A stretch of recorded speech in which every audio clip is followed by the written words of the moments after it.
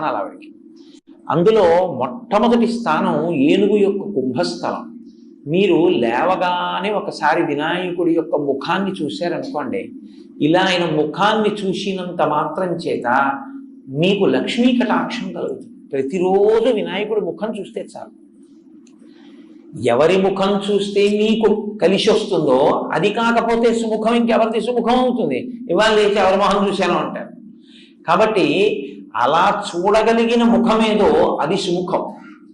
కాబట్టి సుముఖ కాదు కాదు, ఇంకో అర్థం. ఒక్క వినాయకుడికి ఒక గమ్మత్తైనటువంటి అనుబంధం ఒకటి ఉంది లోకంలో. అందుకే వినాయకుడి మీద పెద్దలు ఎప్పుడైనా ప్రార్థన చేస్తే ఈ శ్లోకం చెప్తూ ఉంటారు. శ్రీకాంతో మాతులో యస్య జననీ సర్వమంగళ జనక శంకరో దేవ తం వందే